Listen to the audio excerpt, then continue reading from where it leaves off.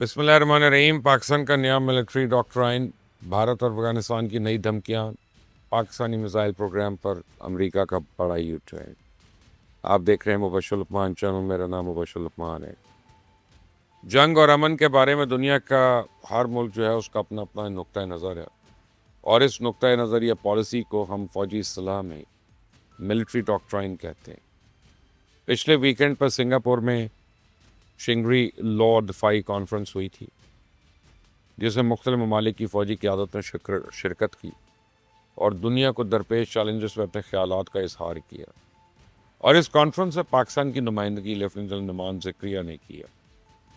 General Numan Zakaria Pakistan की नई rocket force के सरबराह हैं और आज के दौर जदीद में जंग के बदलते तकाज़ों पर गहरी नज़र भी रखते हैं।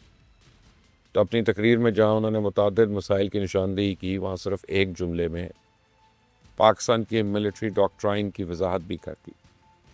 उन्होंने कहा कि पाकिस्तान की मुसल्लह अफवाज का तमाम तर फोकस जंग को शुरू करने पर नहीं, जंग को रोकने पर है। सुने ज़रा।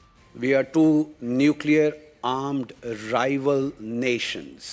There have been nuclear armed rivals, and the nuclear theory has been expounded starting from 50s till kingdom come, very deliberately. But this is a special case where the reaction times are not in minutes, they are in seconds. So that's very special to South Asia, and that's particular only to South Asia. We have seen since the so-called Operation Prabhakaram, Indians trying to create the notion of, again, so-called space for war under the nuclear overhang, because they thought that in all-out war, it will be difficult to achieve their political objectives, politico-military objectives also, and military objectives also. सुना आपने। आसान अल्फाज में इसका मतलब है कि आप अपना दिफा इस कदर मजबूत बनाएं कि दुश्मन हमला करने की जुर्रत न करे, लेकिन इसके बावजूद अगर वो कोई हिमाकत कर बैठे तो फिर उसे ऐसा सबक सिखाएं जिसकी उसकी अगली नस्लें तक याद रखे। पिछले साल मई में भारत ने जब अचानक हमला किया था तो पाकिस्तान ने अपने नए मिलिट्री डॉक्ट्राइन पर अमल करते हुए पहली ही रात भारत के 6 तैयारे तबाह करके एक वाज़ेह पैगाम दे दिया था कि अब अगर कोई हरकत की तो तुम्हारी खैर।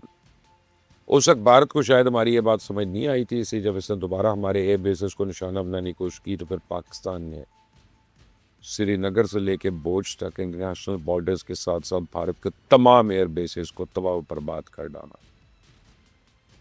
नतीजा उसका यह निकला कि भारत ने सुबह होते ही खुद सीज़फायर की अपील कर दी, और यह पाकिस्तान के नई मिलिट्री डॉक्ट्राइन डिटरिंग वॉर का पहला शानदार मुजाहरा था। यानी पाकिस्तान ने अपने दिफा इस कदर मजबूत बना लिया था कि दुश्मन खुद ब खुद जंग रोकने पे मजबूर हो गया। तो इस साल यही तजुर्बा हमने अपने मगरबी बॉर्डर पे भी किया, जहाँ से आए रोज़ दरअंदाजी हो रही थी। हम काबुल इंतज़ामिया को एक ही बात बार बार समझा कर थक चुके थे कि अपनी सरजमीन पर मौजूद दहशतगर्दों को लगान दे, लेकिन मशरक़ी हमसाए की तरह हमारा मगरबी हमसाया उसकी भी मत मारी गई। उसने हमारी दरख्वास्तों को हमारी कमज़ोरी समझने की गलती की, और जिस पर पाक फ़ौज ने ऑपरेशन ज़रबुल हक शुरू किया और अफ़गान सरजमीन पर मौजूद हर उस ठिकाने को तबाह कर दिया जहाँ ये दहशतगर्द छुपे हुए थे। सिर्फ 3-4 दिन में भारत की तरफ अफ़गान तालिबान के होश भी ठिकाने आ गए और फिर ये भागे भागे तुर्किया पहुँचे, इस्तांबुल पहुँचे और जंगबंदी की भीख मांगने लगे। अब देखें कि भारत और अफ़गानिस्तान दोनों का तरीका वारदात एक ही था, यानी पहले खुद इश्तियाल अंगेज़ी की, और जब पाकिस्तान ने इस इश्तियाल अंगेज़ी का रद्द अमल दिया तो फिर रोना पीटना शुरू कर दिया। अबीर बचाओ कराने के लिए 200 ममालिक की मिन्नत तरह शुरू कर दी। इंडिया ने सीज़ फायर के लिए अमेरिका से रुजू किया था, और अफ़गान तालिबान ने चाइना, तुर्किया और कतर की मिन्नतें की थी। तो पाकिस्तान ने 200 ममालिक के इसरार पर अपने दोनों हमसायों के साथ जंगबंदी तो कर ली, लेकिन वक्त ने साबित किया कि हमारे ये दोनों हमसाए लातों के बूट हैं जो बातों से नहीं मानते। तो भारत के साथ सीज़ फायर हुए 1 साल हो चुका है, लेकिन अब भारत की सियासी और अस्करी क़यादत के आज आप बयान सुने तो वो आज भी यही कह रहे हैं कि ऑपरेशन से दूर ख़त्म नहीं हुआ और किसी वक्त भी दूसरा राउंड शुरू हो सकता। इंडियन आर्मी, एयरफोर्स और नेवी कोई नया हथियार खरीद ले, मिसाइल का कोई नया तजुर्बा कर ले, हत्ता कि अपनी रूटीन की मशक़ें शुरू कर दे, तो वो रूटीन के मामलात को भी ऑपरेशन सिंदूर की तैयारियों से मंसूब कर देते। अभी कल इंडिया के नए नेवल चीफ ने ओहदे का चार्ज संभाला और भारत का वजीर दिफा राजनाथ सिंह इस अलविदाई तकरीब में भी अपनी कमीनगी दिखाने से बाज नहीं आया। कहने लगा कि ऑपरेशन सिंदूर के दौरान पाक बहरिया डर के मारे दुबक कर बैठ गई थी। सुने जरा। भय बनाए रखा, जिसने दुश्मन के मन में लगातार भय बनाए रखा, और इसी का नतीजा ये हुआ कि पाकिस्तान की पूरी नौसेना डरकर अपने बंदरगाहों में दुबक कर बैठ गई थी। आपने भारतीय वजीर दफा का झूठ सुना। अब मैं आपको सुनवाता हूँ कैसे में हुआ। आप जानते हैं कि भारतीय बहरिया के पास विक्रांत नामी एक एयरक्राफ्ट कैरियर और जंग के दौरान इस विक्रांत ने जब कराची के पानी की तरफ पेशकदमी शुरू की तो पाक बहरिया ने उसे लॉक कर लिया। विक्रांत के हमले को जूं ही इस बात का एहसास हुआ कि वो निशाने पे आ चुके हैं तो उन्होंने आओ देखा नाता और दुम दबाकर वहां से वापस भाग गए और पहली ब्रेक मुंबई के साहिल पे पहुंच गए। तो पाक बहरिया ने विक्रांत को लॉक करने के लिए न सिर्फ विजुअल्स जारी किए बल्कि सैटेलाइट इमेज की मदद से ये बात भी साबित की थी कि विक्रांत किस दिन मुंबई से रवाना हुआ और कब वापस लौटा। यही हाल भारतीय फिजाइया का था। भारत के साबिक chief of defence staff Anil Chauhan ने खुद इस बात का एतराफ़ कर लिया कि जब पाकिस्तान ने पहली रोज़ इनके मुताबिक तैयारे मार गिराए तो वो 3 दिन के लिए अपनी पूरी एयरफोर्स ग्राउंड करने के मजबूर हो गए। लेकिन आप भारत का घटियापन देखें कि इसका वज़ीर दफ़ा आज अपनी शर्मिंदगी मिटाने के लिए लंबी लंबी टेंगे मार रहा है। आप देखें कि भारत एक तरफ पाकिस्तान के साथ बैक चैनल डिप्लोमेसी शुरू करने की बातें कर रहा है और इसके साथ साथ सरकारी और गैर सरकारी तकरीबात और जलसे जुलूस में ऑपरेशन सिंदूर जारी रखने की धमकियाँ भी दे रहा था। यही हाल अफगान तालिबान का। एक तरफ वो चाइना, तुर्की और कतर के ज़रिए पाकिस्तान के साथ बैक चैनल मुज़ाकरात कर रहे हैं और दूसरी तरफ भारत और रशिया के साथ मिलिट्री ताउन के मुआहदे कर रहे हैं।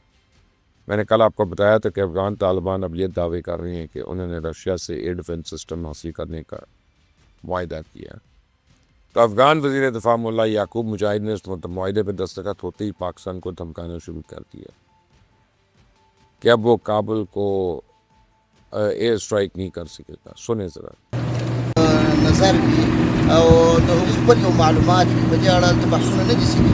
البته پاکستان چې دا شکایت کړی دی کېدلی شي هغه د دې څخه ویره لري لکه تاسو چې ولیدل چې څو میاشتې مخکې دوی ښه په جرأت باندې کولی شو چې د افغانستان پر هره برخه باندې بمبار ورکړی شي. نو موږ په دې هڅه کې یو تر څو نږدې راتلونکي نور دوی دا جرأت ونه کړی شي. आप देखें अभी पिछले महीने काबुल इंतज़ामिया ने चाइना के शहर और मची में पाकिस्तान के साथ पायदार अमन के तवील मुज़ाकरात किए।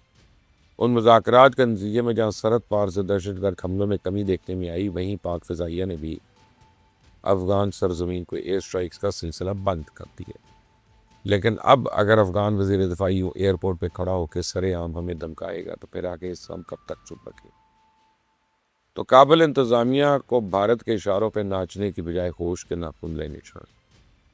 मुझे यकीन है कि रूस कभी भी अपना कोई जदीद एयर डिफेंस सिस्टम इनके हवाले नहीं करेगा, लेकिन खुदा न खास्ता ऐसा हो भी गया तो पाकिस्तान किस्मों को खास फ़र्क करने वाला है। अच्छा, हमें रशियन S-300 या 400 एयर डिफेंस सिस्टम करने की प्रैक्टिस का मौका ही मिल जाएगा। तो ब्रेकिंग न्यूज़ ये है कि पाकिस्तान के मिसाइल प्रोग्राम के बारे में अमेरिका ने अपना नुक्ता नज़र तब्दील कर लिया और ट्रंप इंतज़ामिया ने आते ही वाशिंगटन में मौजूद भारतीय लॉबी ने पाकिस्तान के मिसाइल प्रोग्राम के बारे में प्रोपेगेंडा शुरू किया था और उसे आलमी अमन के लिए ख़तरा करार देते हुए उस पर पाबंदी आयद करने का मुतालबा किया था। बाद में अमेरिकन नेशनल इंटेलिजेंस एजेंसी के सरबराह नैन्सी गिलबर्ट ने पाकिस्तान के मिसाइल प्रोग्राम के बारे में एक गुमराह कौन रिपोर्ट ही पेश की, जिसमें खदशे का इजहार था कि जी पाकिस्तान ऐसे इंटरकॉन्टिनेंटल बैलिस्टिक मिसाइल प्रोग्राम पर काम कर रहा जिनकी रेंज अमेरिका तक हो सकती है। लेकिन अब अमेरिकन सेक्रेटरी वॉर पीट हेग्सेप से जब पाकिस्तान के मिसाइल प्रोग्राम के बारे में यही सवाल हुआ तो उन्होंने तुलसी गिरजारेट की रिपोर्ट को सहीहन गलत करार दे दी। I want to be a leader there. The final question was about India, Pakistan, and I mentioned India here, but I very easily could have mentioned Pakistan and the role that the Field Marshal and the Prime Minister are playing in peace negotiations. I think an unexpected development and a true friendship developing there, which I think is important. And you saw that in the ability of the President to come together on brokering a peace between India and Pakistan, two nuclear capable countries. American वज़ीर जंग कह रहे हैं कि कुछ लोग इसे हमारे लिए ख़तरा करार दे रहे हैं, लेकिन हम अभी किसी मुल्क पर उंगली नहीं उठा रहे और हम इनके शुक्रगुजार हैं क्योंकि आलमी अमन के लिए उन्होंने जो किरदार अदा किया वो सबके सामने है। अमेरिकन वॉर सेक्रेटरी तो मैंने आपको सिर्फ इसलिए सुनवाई कि पिछले 1 साल से पाकिस्तान का इमेज बिल्कुल बदल चुका है। हमारे दुश्मन हमें एक नाकाम रियासत साबित करने के लिए एड़ी चोटी का जोर लगा रहे थे, लेकिन अब पूरी दुनिया आलमी अमन के लिए हमारी कोशिशों की तारीफ करने पर मजबूर है। तमाम बड़ी सुपर पावर्स हमारे एटॉमिक और मिसाइल प्रोग्राम्स को आलमी अमन के लिए खतरा नहीं समझती। भारत के साथ जंग हो या अफगानिस्तान के साथ कोई तनाज़ा, पाकिस्तान ने हमेशा जंग के बजाय मुज़ाकरात पे जोर दिया और इस तरह गाज़ा, लेबनान और ईरान के मामले पर भी पाकिस्तान ने यही असूली मौक़िफ़ अपनाया। यही वजह कि अब अमेरिका जैसे सुपर पावर भी आलमी अमन के लिए हमारे किरदार की तारीफ कर रहे हैं। मुझे एक कमेंट से अपनी राय ज़रूर दीजिएगा, इस चैनल को सब्सक्राइब करिएगा, ये बेल आइकॉन को टच कर। अंडर नेक्स्ट टाइम, अल्लाह हाफ़िज़।